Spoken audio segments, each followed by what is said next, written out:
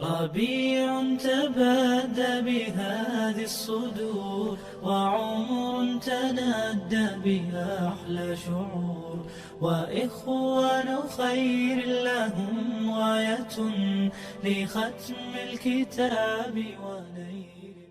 الحمد لله رب العالمين والصلاة والسلام على أشرف الأنبياء والمرسلين وعلى آله وصحبه ومن استنى بسنته إلى يوم الدين. اللهم اجعلنا منهم ومن الذين آمنوا وعملوا الصالحات وتواصوا بالحق وتواصوا بالصبر. آمين يا رب العالمين. ثم أما بعد، فأعوذ بالله من الشيطان الرجيم. فاذكروني أذكركم واشكروا لي ولا تكفرون يا أيها الذين آمنوا استعينوا بالصبر والصلاة إن الله مع الصابرين. رب اشرح لي صدري ويسر لي أمري واحلل عقدة من لساني يفقه قولي. آمين يا رب العالمين. ثم أما بعد. So I was informed that I'll be addressing all of you. I was told there were 500 of you. That was a filthy lie. And then I was told that it's actually going to be some kind of a casual conversation. And then I was told it was going to be me addressing you on the way here. And then they asked me, what is the topic? And I said, I don't know. And when we pulled in here, there are cars parked all the way to I don't know where. And I told the fellows that were driving with me, I better figure out what I'm going to talk about because there's some serious expectation. First of all, I'd like to express how grateful I am to have this opportunity to address not only all of you, but to come to this wonderful country and this incredibly beautiful city. So far, I got here yesterday around Asr time, and from then until now, I'm completely blown away. I'm absolutely blown away. And there's no way if Allah wills, I am absolutely coming back here, inshallah ta'ala.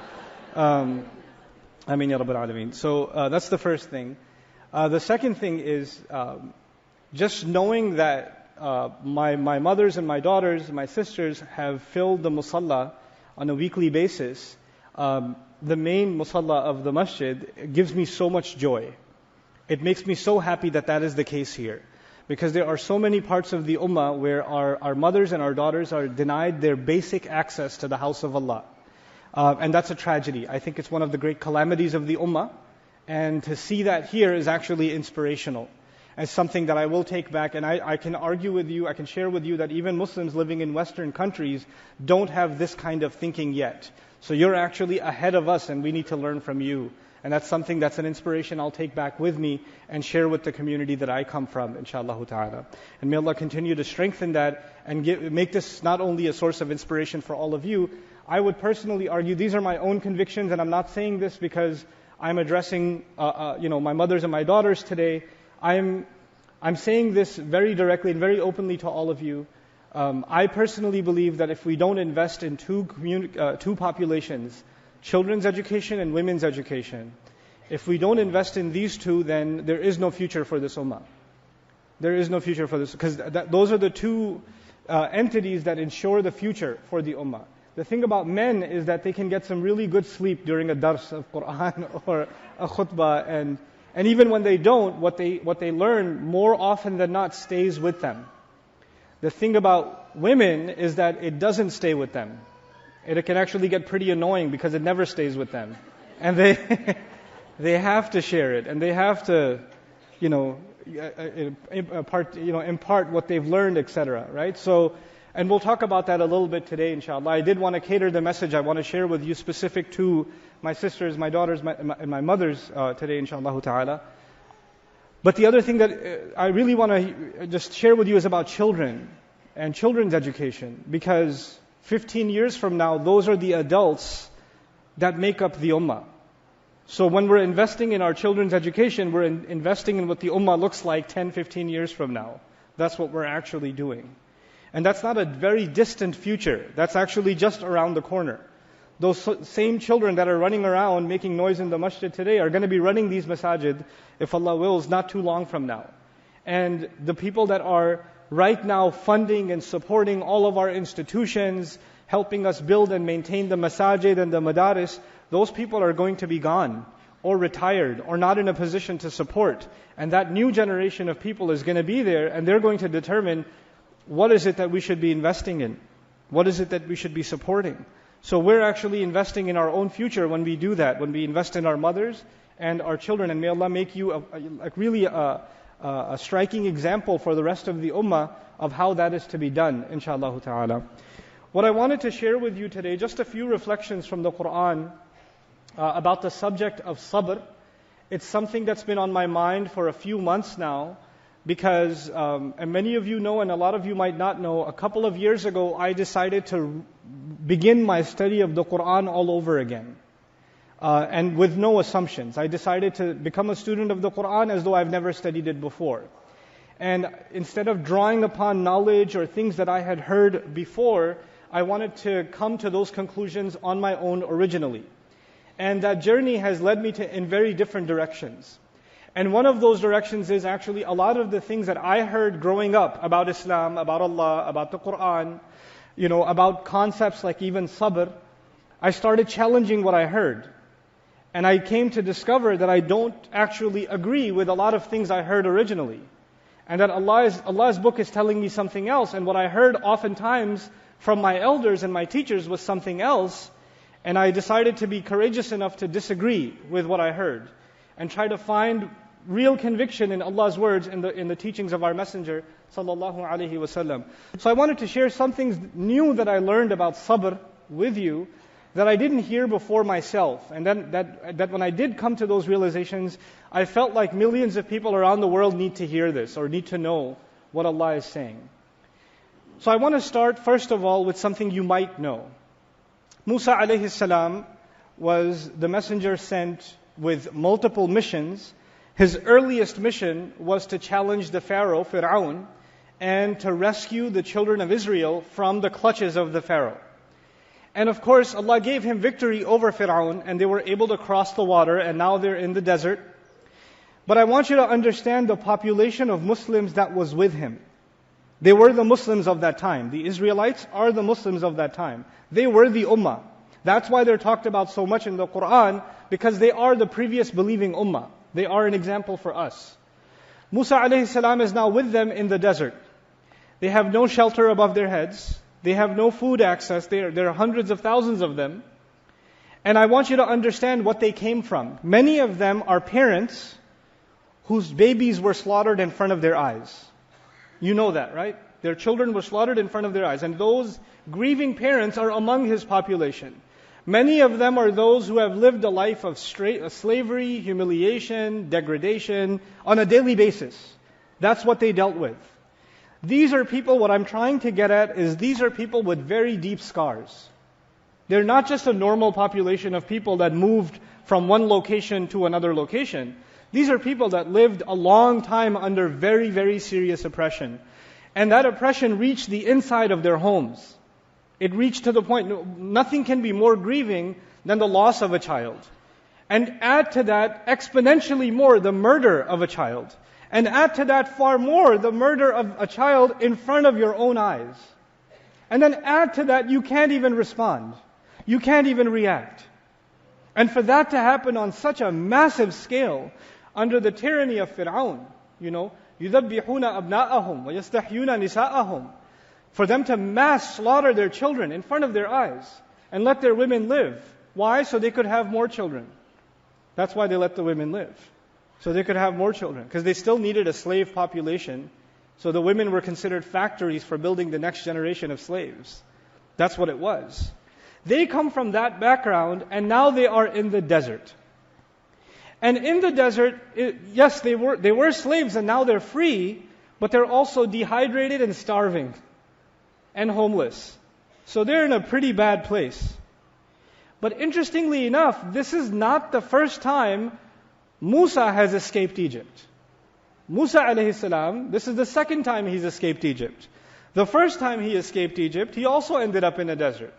The first time he escaped Egypt, they were also thirsty for his blood. So this is the second experience for Musa alayhi salam.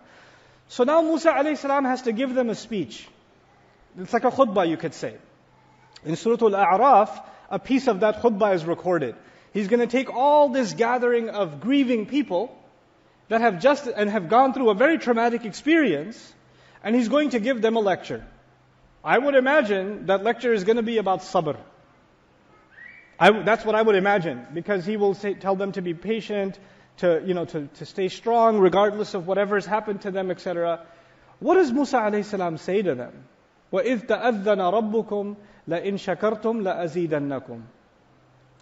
When your master declared to you, if you're grateful, if you were to be grateful at all, Allah has declared for you that I swear to it, I will absolutely, absolutely, absolutely increase for you, and increase for you.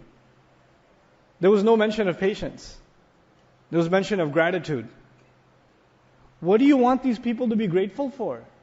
These are people that lost their children. These are people that lost their homes. These are people that are burning in the middle of the desert. These are people that have every problem imaginable in front of them and nothing good happening before them. The only thing good that's just happened is Fir'aun's not going to kill them, but now the desert will. That would have been a quick death. This is going to be a slow and painful death. That's the only difference. Why should they be grateful? This is the world view of the Qur'an. Problems around you are so many you can't even stop listing them. If somebody were to open up and say, here's what I'm going through. A lot of us keep our problems to ourselves. We don't open up to others about what challenges we have in our life. Every single one of us has a number of trials in our life, not one. And many of them keep us awake at night. Many of them have to do with our family. Many of them have to do with our personal selves. Many of them have to do with career or job or money or there's so many problems. And you're surrounded by them. And there's no hope around you. You're in the desert. You're in the middle of a desert. And Allah says, I'd like to help you with your problem. I'd like to pull you out of this problem. And give you more and more and more and more. Okay, yeah, I would love to get some help. Here's what I want you to do. I want you to be what? Grateful. I want you to be grateful. Allah is saying, you just show me the least bit of gratitude. It's the madi that's used in the ayah to suggest the least bit of gratitude. If you are able to demonstrate that, then the rest Allah will take care of. He will increase you. And He didn't say increase us in what? It could have been the verb ziyada in the Arabic language is considered an ambiguous verb. What that means in simple language is, when you say increase, it's not clear. If I say, hey, I increased you. Increased me in what? Problems? What did you increase me in? Blood pressure? What did you increase me in? It's not clear. I have to say, I increased you in wealth. I increased you in stress. I increased you in something, Allah doesn't say what He will increase for you. He just says, I'll increase you. I swear to it, I'll increase you. Why? Because any one answer would be good for one group of people and not for another group of people. And you don't need increase in one thing. You need increase in a lot of things. You need increase in patience, but you also need increase in rizq. You need increase in safety and security. You need increase in peace and tranquility. You need increase in lots of things. So by not mentioning what He will increase us in, He actually promised us all kinds of increase. As though what He will enhance for us is beyond words. So لَأَزِيدَنَّكُمْ. I'll absolutely enhance for you. So the first thing I want to share with you is that the Qur'an's own remedy for affliction, for difficulty, when we are in a very bad place in life, then you have to really go through the empty shelves in your mind and find the things that you must be grateful for and hold on to them and remind yourselves of them. And when you can remember them, then Allah will start taking care of the other things that are overwhelming you. This is actually a formula of the Qur'an. And people sometimes, when you're going through a difficulty, people come and tell you, I know this was bad, I know the operation is difficult, I know that this one passed away, but alhamdulillah, be grateful. And at that time you say, excuse me? Easy for you to say. You're not going through it. You see what I'm saying? Because they're not going through the pain you're going through. So you feel like they're talking to you like they expect you to turn into an angel and you're not entitled to your emotions. And it backfires. It actually makes you upset. I don't want to hear a lecture about be grateful, please. Leave that to But when you meet someone who's gone through the same kind of pain, when you meet someone who's also suffered loss, and then you find that they're telling you to be grateful, it's something else, isn't it? That's a different kind of message. It's not coming from someone who's just quoting something insensitively. They've actually lived through it. And then they're saying it. And so Musa alayhi salam has lived through this experience. So he's not just giving them this in theory. He's been exiled before. He's been persecuted before. He's seen death in the middle of a desert before. He's had a broken back to the point where he says, Rabbi inni lima anzalta ilayya min khairin faqir. Before, he's been there before. And from that place he says, if you can just be grateful, then Allah will increase. La azidannakum. Allah Azza wa Jal will say about this nation that was supposed to become non-existent in the pages of history, the Israelites. They were supposed to just die in that desert and nobody will even know they ever existed. And Allah says, وَلَقَدْ اخْتَرْنَاهُمْ عَلَىٰ عِلْمٍ عَلَى الْعَالَمِينَ. We chose these people over all other nations of the world. Allah gave them an empire that was bigger than the Pharaoh himself. Allah gave them governance in the world that was never imagined before. Allah gave them prophet after prophet after prophet who had, miracles that are beyond description. And actually, the most mentioned prophets in the Quran are the Israelite prophets. Allah increased them in this dunya and in the akhirah. In so many ways, in so many opportunities. Of course, they didn't take advantage of those opportunities. That's a separate story. But let's come back to ourselves. Allah Azza wa Jal has given us a message of sabr also. And this talk wasn't about gratitude, it was about patience. It was supposed to be about sabr. But the first foundation of it that I wanted to lay for myself and for all of you is if you cannot, and if I cannot find in myself reasons to be grateful, patience is impossible. It's impossible. There is no way you will have patience in your life if you don't have what first? Gratitude. If you don't have gratitude, patience is out of the question. I hope that much is clear. Now let's talk about patience itself. I won't give you a lecture on patience. I'll only tell you some things that I learned that are new about patience, like I was sharing with you before. When somebody passes away, and the mother or the child or the spouse is crying, and they're overwhelmed, and they're not eating, and they're not talking, and they're by themselves, and no matter how much you try to cheer them up, they're still in tears. And no matter how much you try to take them out or change their, maybe get their mind off of what's happened or something, and they just can't let it go. And they find themselves crying over and over and over again, then it's a natural tendency for a lot of us to go to those people and say, really you should have sabr. Why don't you have sabr? And I'll tell you, this is a very common thing that we do in the ummah. When people are experiencing a traumatic situation, it's easy for us to, and when they react, and when they have emotions, we tend to say to them, I wish you had more what? Sabr. Like this is the advice we give to each other. And I find a lot of times that advice is actually not based on Allah's book. First of all, instead of giving them a lecture on sabr, Allah highlighted what? Shukr, gratitude. That's first. Second of all, what I'd like to highlight to you is the case study of Yaqub alayhi salam. Yaqub alayhi salam lost his child for a very long time. And losing a child, at least the child died and there was a janazah for the child. There's closure. The case is closed. At least the child is in the hands of Allah. The child is in a better place. There's something that gives you comfort. In the case of Yaqub alayhi salam, does he know that the child has died? He has no idea what's happened with this child.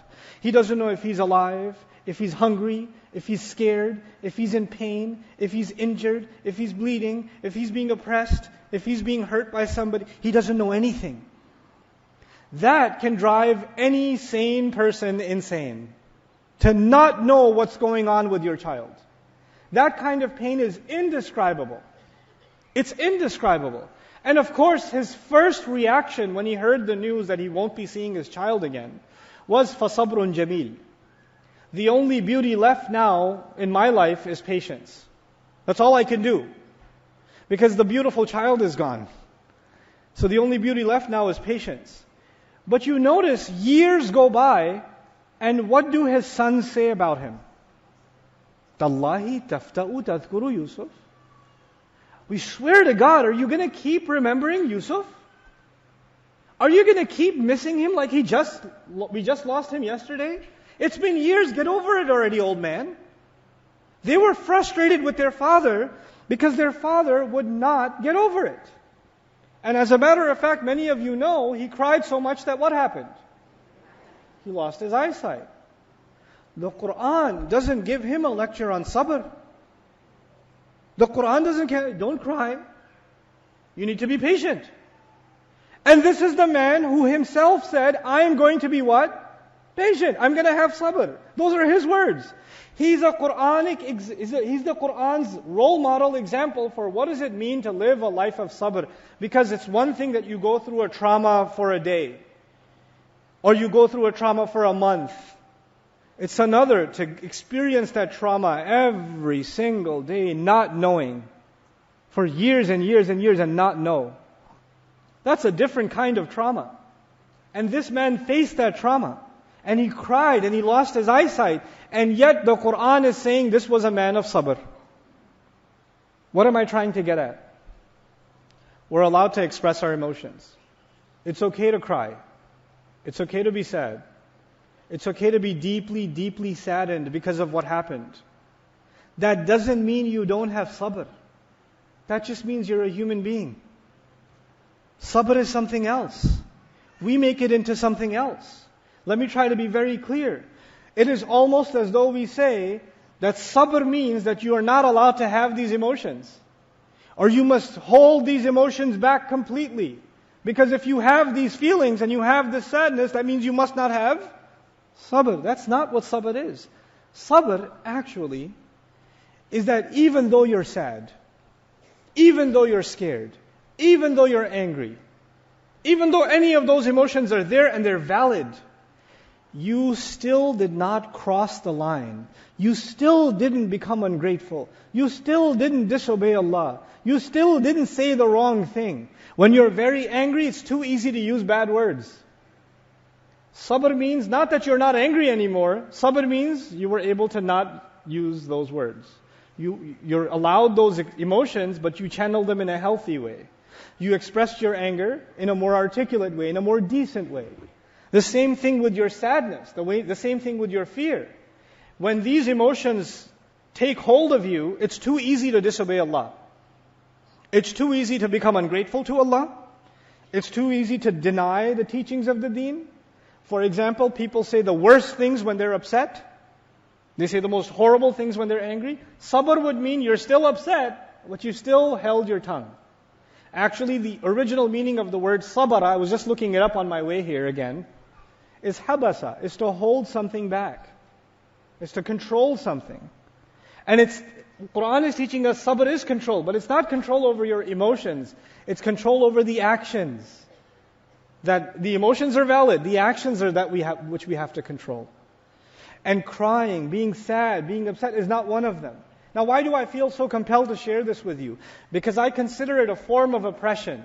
That we take people that have lashed out. People that have become upset. People that have become sad.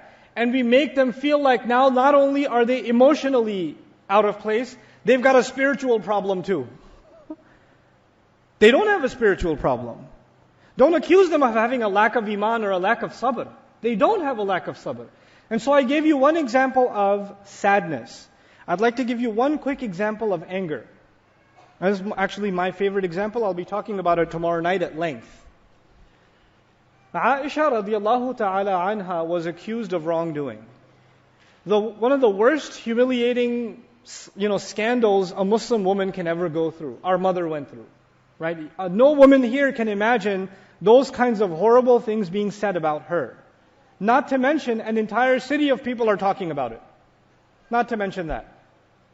And at the end of it all, I'll give you the riddle, but I won't give you the answer today. At the end of it all, Rasulullah sallallahu alaihi wasallam came and sat next to her and said, if you're guilty, admit it and Allah will forgive, basically. And if you're innocent, Allah will prove you're innocent. She had been crying for almost 3 consecutive days by then. Rasulullah came and sat next to her, sallallahu alaihi wasallam, and it's been a month that the Prophet didn't even sit next to her. This was after a month, the first time Rasulullah sat next to her, sallallahu alaihi wasallam. وَلَمْ يَجْلِسْ عِنْدِي مُنْذُ قِيلَ مَا قِيلَ. Since the word had begun, he had not sat next to me, she says. When he sat next to her, he said, if you're guilty and if you're innocent. Two options. If you're innocent, Allah will prove you're innocent. If you're guilty, admit it and Allah will forgive. She had been crying for how long? What did I say? So what emotion is that? Sadness. But she says, the moment he said it, قَلَصَ دَمْعِي, my tears dried up. حَتَّى لَا أُحِسُّ مِنْهُ قَطْرًا, I couldn't feel a single drop. The tears are gone. What did you say? What do you mean if? My own husband telling me if I'm innocent? If I'm guilty? What are you trying to say? That sadness turned into what? Anger. Anger at who? And her mother and her father were sitting next to her. And she told her dad, answer him. He said, I don't know what to say. She told her mom, Ajibi, answer him. She says, Allah, Wallahi, la adri ma aqul li Rasulillah sallallahu alaihi wasallam. I don't know, I swear to God, I don't know what to say. And then she's even more mad. She was already mad at Rasulullah sallallahu alaihi wasallam. Now who's she angry at? Her parents. Now, Quran will tell us, if you raise your voice to the Messenger of Allah, لا ترفعوا أصواتكم فوق صوت النبي. Don't raise your voice to the voice of the Messenger sallallahu alaihi wasallam. Because if you do, what happens? أن تحبط أعمالكم وأنتم لا تشعرون. All your good deeds are taken away. All your good deeds are taken away if you simply what?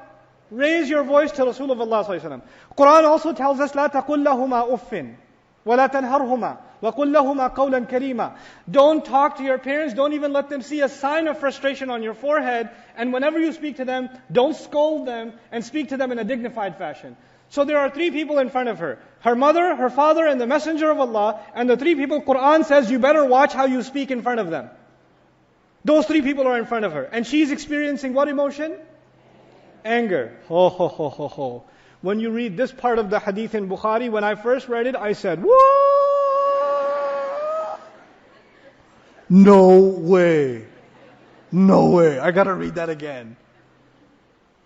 She yelled at all three of them. And she says, she quoted the Quran to the Prophet. And she says, I didn't even know much Quran, but I said, you people remind me of the story of Yusuf. And I'll have to say to you what the father of Yusuf said. Sabrun Jameel. I have to have beautiful patience. She's angry, she's scolding three people, which three you know now. And she says, this is my what? This is my patience. And by the way, she compared what they're saying, and she basically said, you people believe this filthy lie against me. You won't even believe what I say. None of this is true. She's speaking out of anger. They don't believe it, but she says, you people believe it. You people accuse me. You people don't trust me. That's how she spoke to them. And she quoted this, by the way, when she says, you remind me of what the father of Yusuf had to say, who is she comparing them to? Did you think about that? If she's going to say Sabrun Jameel, they're being compared with the brothers of Yusuf who came forward with a lie. This is what she did. No ayah of the Quran came down, watch your mouth. You better take back what you just said. You don't quote Quran like that to the Messenger of Allah. He received the Quran. You don't Quran lecture him. You don't talk to your parents that way. No ayah came down about her outburst. Nothing. And she wasn't even done. When she gave that speech, she turned her back and lied down as if to say, I am done talking to you. Wow, Mom. Well, she's our mother, so. What are we learning from this? The question is, if this happened in your home, a daughter in the house got accused of something or the other, humiliating accusation, and she had an outburst, and her husband will say, you need to watch it. You can't speak to your parents that way or my parents that way. You shouldn't speak to your husband this way. You need to have sabr. What kind of Islam do you follow? Astaghfirullah. You raise your voice like, wouldn't you get that lecture?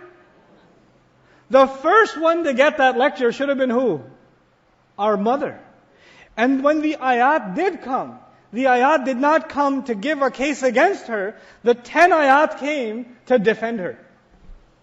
10 ayat came to defend her. Radiyallahu ta'ala anha. It's okay when a woman's dignity is questioned, when a woman's chastity is questioned, and she can't take it and she has an outburst.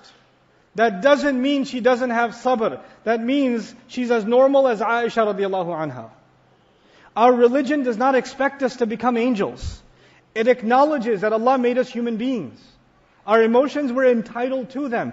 This, by the way, what I just shared with you, please do not use this at home to turn into the Incredible Hulk in your family and say, Nouman Ali Khan gave this speech and now I'm gonna... But I do speak on behalf of people that are emotionally and psychologically oppressed in their homes. And then they are told when they have emotions that they have a spiritual problem. They do not have a spiritual problem. Our religion does not teach that. That is not sabr. That is a false definition of sabr that has made its way into our conversations and has created a lot of oppression, in my opinion. It's just created a lot of oppression. And so every chance I get, I try to revitalize and share this message again, because it is something I feel that we need. It's okay for you to be sad. It's okay for you to be angry for legitimate reasons. It's okay for you to even have an outburst. You're not going to go to hell because you raised your voice. You're not. Relax. Don't be so hard on yourself. People around you are very quick to send you to hell. They're very quick to send you to hell. Allah will ask you about this. You have done da-da-da-da-da. Wow, really? Because the revelation came to you to let you know how her interrogation is going to go. Don't pass judgment on people, and don't be a harsh judge on yourself. Allah Azza wa Jal is merciful. And you know, the last thing I'll share with you about our mother Aisha radiallahu anha on this, and I'm done, I'm absolutely done, is she shared this story many years later. She could have skipped this part. She could have not told us that she did that.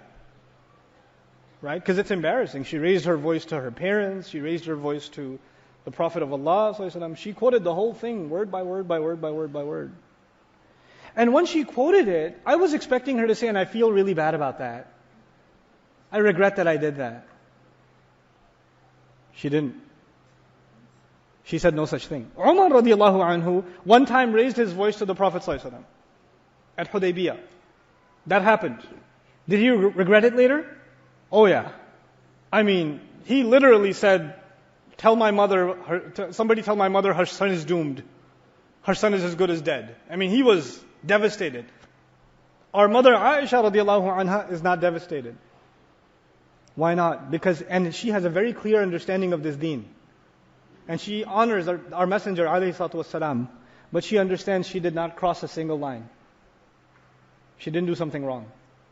As a matter of fact, to the contrary, she says, وَلَا شَأْنِي فِي نَفْسِي كَانَ أَحْقَرْ مِنْ أَنْ يَتَكَلَّمَ اللَّهُ فِيَّ بِأَمْرٍ يُتْلَى وَفِي أَمْرٍ يُتْلَى. She says, I used to think I wasn't worth Qur'an coming down for me. But it did. Which means I am worth it, basically, is what she's saying. That's how she spoke. She wasn't hard on herself. Don't be hard on yourself. Be like your mother Aisha. Stop beating yourself up. Stop condemning yourself. Stop living a life of guilt. Constant guilt. Allah forgives. Make istighfar if you've made a mistake, and move on with your life. Don't let that guilt overshadow everything you do. It will ruin not just you, it will ruin the people around you. You're not going to be able to have normal relationships if you live in that kind of guilt. You won't just be sorrowed yourself, you'll become a source of sorrow for people around you. Don't do that. Become a person of gratitude. Allah has given us in this life, Allah has given us a chance to make up for our mistakes. This is why we're still alive. If your chance was over, you wouldn't be alive anymore. The fact that He gave you another breath, another chance, is because He still has the door open for you. He still has love and mercy for you. If He considered your case closed, then we'd be doing your janazah right now. That's just the fact of it.